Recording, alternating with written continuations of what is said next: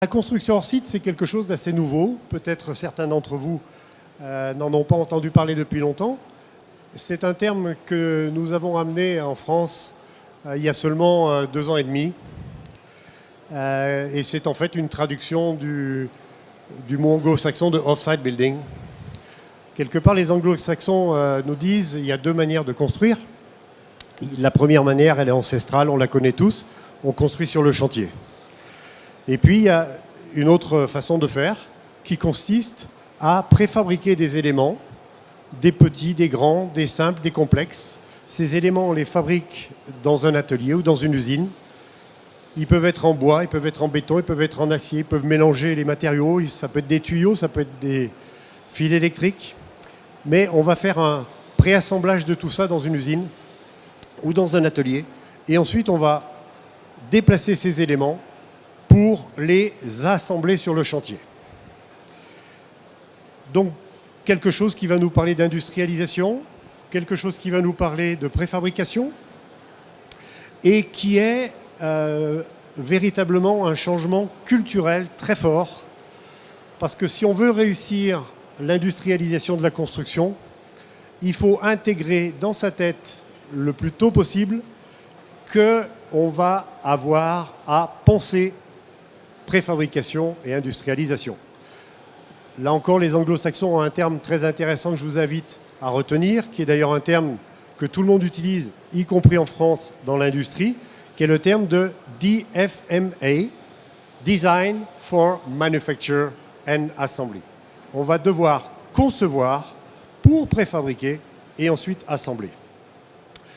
Alors, il y a un mouvement extrêmement important en France, dans le monde entier aujourd'hui vers la construction hors site.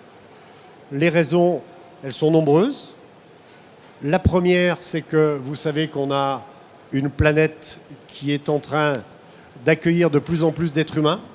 On nous annonce 12 milliards d'habitants dans les années 50. Ça s'est conjugué à une urbanisation très forte. On nous dit qu'en 2050, 80% des êtres humains vont vivre dans des villes. On nous annonce des villes de 100 millions d'habitants en Afrique. Une ville comme Bogota, en Afrique du Sud, elle grandit d'1 million d'habitants par an. Et aujourd'hui, tout ça, ça se fait sur le chantier avec une très forte utilisation du béton. Et le béton, on le sait, a un impact sur l'environnement très fort. Le béton, c'est 8% des émissions de gaz à effet de serre. La Chine utilise chaque année, tous les 2 ans, plus de béton que les États-Unis en ont utilisé pendant le XXe siècle. Et ça va arriver en Inde, en Afrique, en Amérique du Sud. Donc ça veut dire qu'il va falloir apprendre à utiliser moins de béton, peut-être du béton plus vertueux, et les gens du béton y travaillent bien entendu, et peut-être aussi travailler d'autres matériaux, notamment les matériaux renouvelables. Ce que l'on voit aussi, qui est une des raisons du développement de la construction hors site, c'est que la construction sur le chantier, aujourd'hui, a une productivité qui s'est complètement cassé la figure. Si vous regardez le dernier rapport rendu par Xerfi, à la demande d'ailleurs de Ridexpo Batimat, il y a un graphique qui est intéressant, c'est la valeur ajoutée par heure d'un ouvrier qui s'est cassé la figure de 20% en 20 ans. C'est-à-dire qu'un ouvrier, il y a 20 ans, ramenait 100 € de valeur ajoutée, par exemple. Aujourd'hui, il ne ramène plus que 80. Alors, qu'est-ce qui s'est passé? Eh bien, en fait, c'est assez simple. Aujourd'hui, tout nous pousse à faire des bâtiments plus sophistiqués. Il faut être économe en énergie. Il faut être plus vertueux. Il faut rentrer dans une économie circulaire. Il faut être bas carbone. Tout ça, ça nous conduit à faire des bâtiments de plus en plus complexes. Et pas de chance, ça arrive au moment où on est en train de perdre notre main-d'œuvre qualifiée, à tous les niveaux, chez les maîtres d'ouvrage, chez les architectes, chez les ingénieurs, l'encadrement intermédiaire, les ouvriers sur le chantier. Ces gens-là sont en train de partir à la retraite. Et ils ne sont pas véritablement remplacés par les jeunes qui sont peu attirés par le monde de la construction. Donc, l'idée de préfabriquer les bâtiments, ça a tout plein de mérites.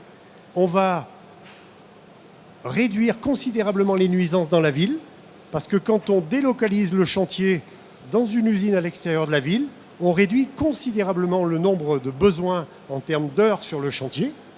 Je vous rappelle qu'un chantier en ville, c'est la valse des camionnettes. Les ouvriers sur le chantier, ils n'habitent pas dans le cœur de la ville, ils n'ont pas les moyens. Ils habitent à 1 heure ou à 2 heures de la ville. Il faut qu'ils arrivent tous les matins. Il faut qu'ils repartent tous les soirs. Et on va les approvisionner tout au long de la journée avec des matériaux. Vous allez voir des exemples de construction modulaire hors site où on a réussi à diviser par 5 le nombre de transports. C'est absolument prodigieux. C'est bien sûr un bénéfice formidable pour la ville.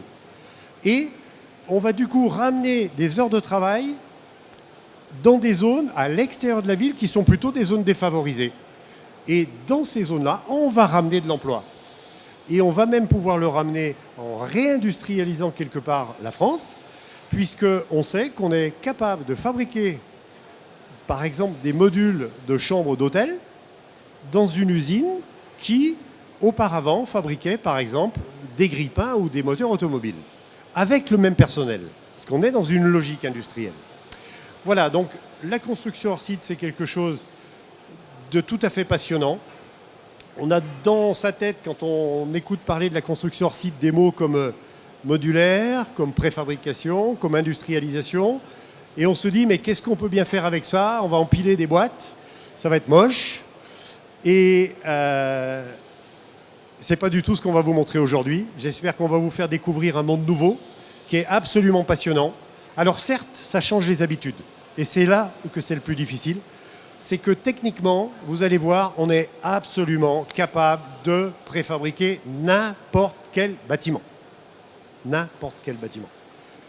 Sauf qu'il faut, dès le départ, rentrer dans une logique de DFMA, conception pour la préfabrication. Vous allez voir un certain nombre de speakers aujourd'hui qui ont compris cette logique-là et qui font des prouesses absolument magnifiques.